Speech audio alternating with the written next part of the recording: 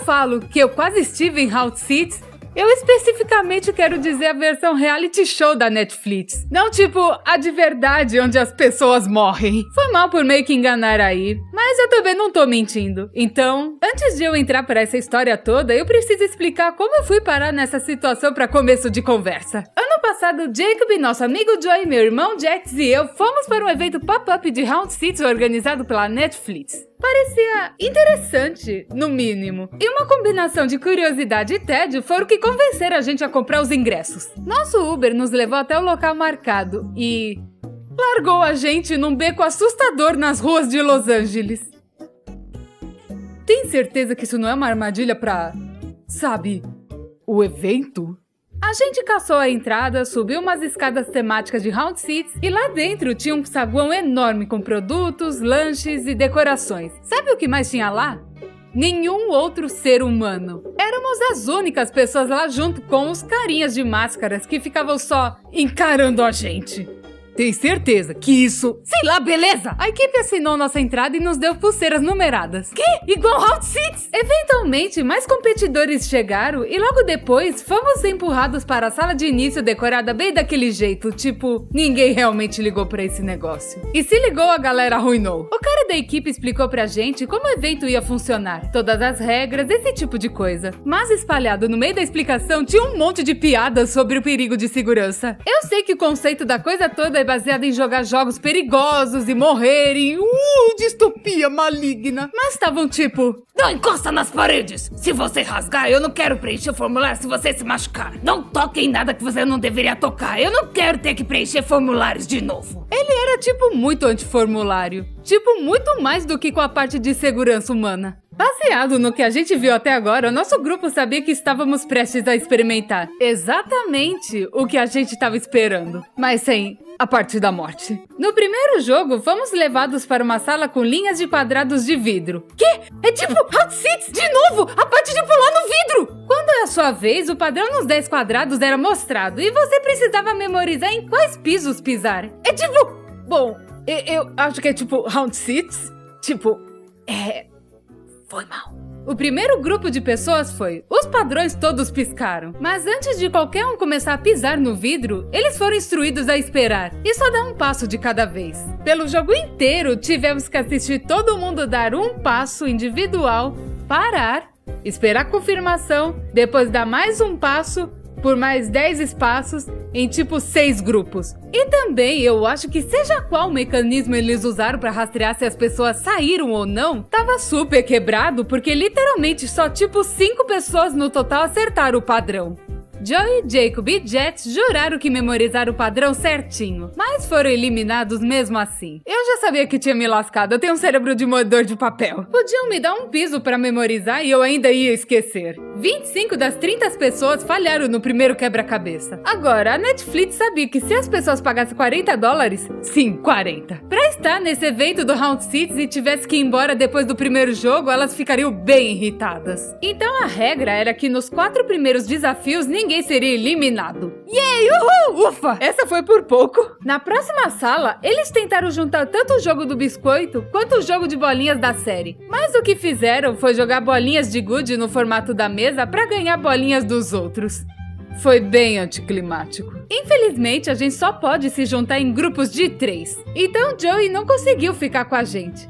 Ao invés, ele foi colocado de vela para um casal aleatório que obviamente estava lá no encontro. Jax passou o rodo na gente, ele pegou todas as bolinhas em minutos. Mas lá na mesa do Joey, uma injustiça maligna acontecia. Aparentemente, as duas pessoas que estavam num relacionamento romântico se juntaram contra o Joey. E depois de pegar todas as bolinhas dele, simplesmente dividiram entre si. Apesar de não ter nenhuma aposta real no jogo, o Joey ficou furioso só por questão de princípios. E jurou se vingar deles em algum lugar de alguma forma. Antes que ele pudesse começar uma treta, fomos levados pro próximo quarto. E de novo fomos divididos em grupos. Dessa vez de 4. Eles realmente gostavam de coisas em grupo. Passando pelas portas pro desafio, todo mundo foi posicionado ao redor de um caixão de presente. Depois de abri-los, nos foi revelado que jogaríamos uma versão gigante de Operando. Aquele jogo onde você tenta pegar órgãos falsos com ferramentas médicas falsas sem encostar nas laterais. Então, cirurgia simulada.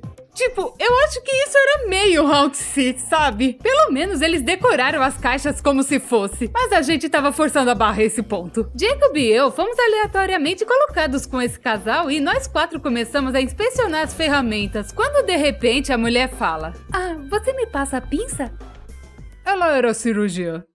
Caceta! Acabávamos de ser colocados junto com uma mulher que era literalmente uma cirurgiã! O desafio começou e nós 3 tiramos as mãos das ferramentas. Ela estralou os dedos e assistimos enquanto todos os órgãos de plástico eram de repente retirados do corpo cenográfico. Não surpreendentemente, nosso time foi o primeiro a terminar. Quando a gente se encontrou de novo com Joe e o Jets, nós explicamos como a gente deu muita sorte de ter caído com um profissional na área médica que literalmente fez tudo. E Joe tipo, pera, aquele cara é cirurgião? Eu e o Jacob tivemos que balançar nossas cabeças e dizer, não, Joey, ela é cirurgiã.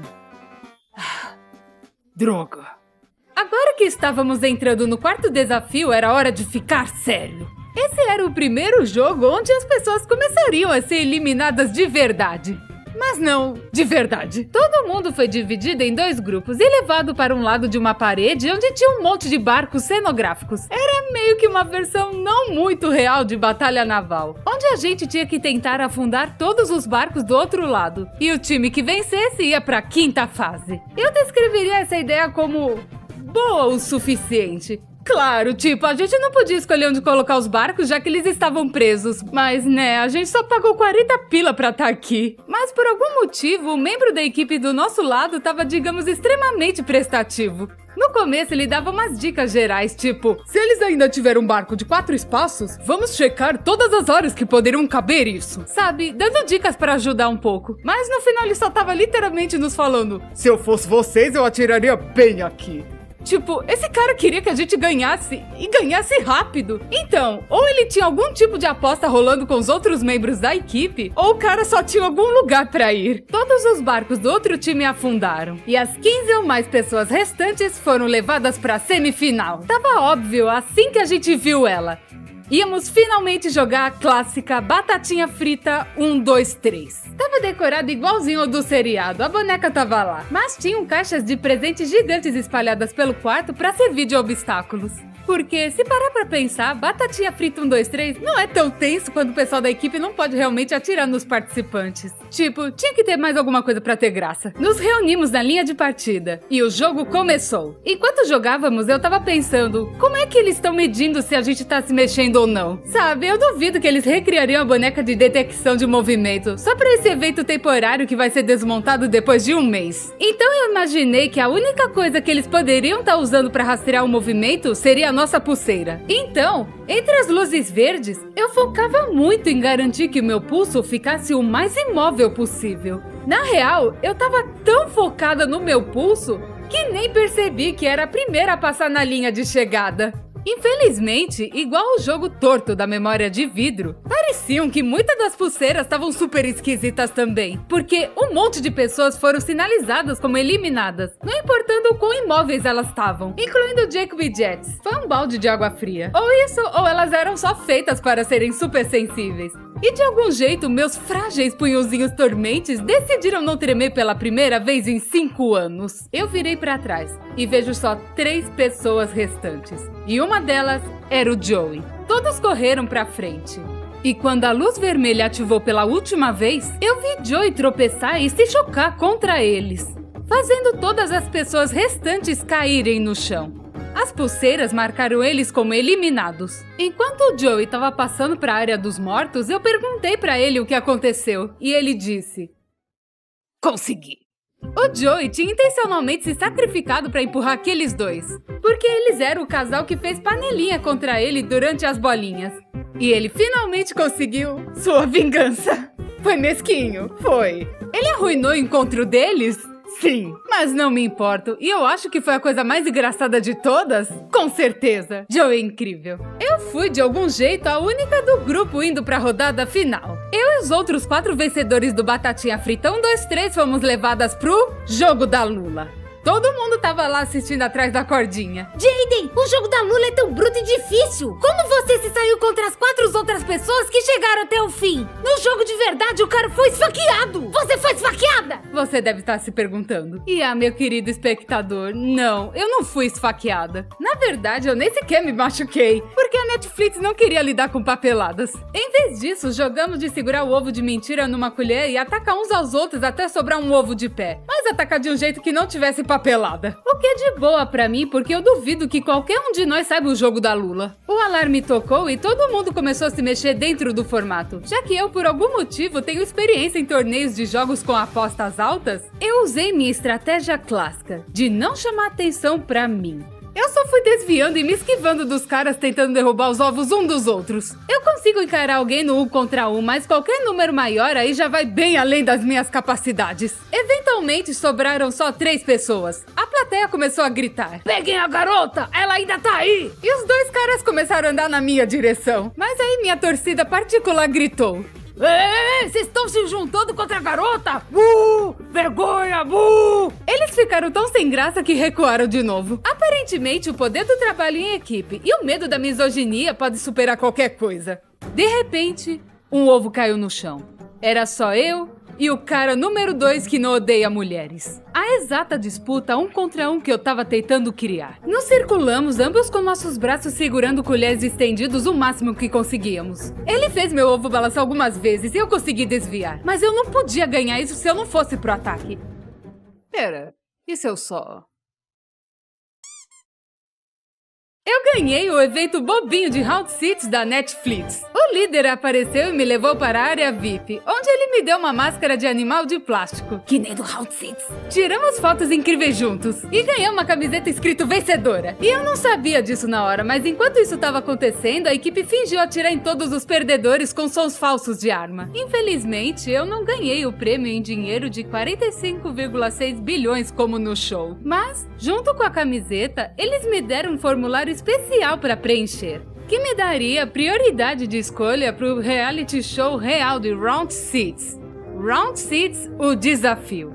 Temporada 2. Eu olhei e pensei, sabe, vamos ver no que isso vai dar. Eu preenchi e consegui levar meus amigos de volta para a sala VIP comigo, porque vencer sem os seus amigos não é tão divertido. Foi que o Round Six me ensinou. Tinha um monte de comidas e bebidas alcoólicas na área dos vencedores. Eu tenho que dizer, as bebidas alcoólicas de Round Six foram provavelmente uma das piores coisas que eu já provei. Foi impressionante o quão ruim elas eram. Mais de 1 ano depois e eu ainda consigo lembrar. Eu nem sei qual ingrediente deixaria uma bebida assim. Enfim, depois que enviei meu formulário, eu meio que esperava nunca mais ouvir nada sobre isso de novo. Mas, pra minha surpresa, a Netflix entrou em contato pra me entrevistar sobre eu potencialmente ser uma competidora no programa. Na real, eu fui encaminhada pra próxima rodada de entrevistas 3 vezes, pra quebrar totalmente qualquer possível regra de confidencialidade. Eu tava começando a achar que poderia ter uma chance de eu realmente estar no programa. Mas, eventualmente, as entrevistas pararam. E eu cheguei a uma conclusão de que eles passaram pra pessoas melhor qualificadas. Muito provavelmente porque, eu vou admitir, eu fui um pouco honesta demais durante as entrevistas. Elas eram basicamente, tipo isso aqui. Que tipo de papel você acha que teria no Round Six como uma concorrente? Eu provavelmente seria uma seguidora. Eu não gosto de comandar nem um pouco. O quanto você lutaria pra vencer o Round Six? Não muito. Você assistiu a primeira temporada de Round Six, o desafio? Não. Bom, eu assisti os primeiros 20 minutos, mas eu desliguei porque eu achei que o ritmo era muito ruim e chato. E foi isso. Mas eu tô de boas. Ou quem sabe, talvez eles viram meu histórico muito estranho de vencer torneios de jogos e ficaram com medo.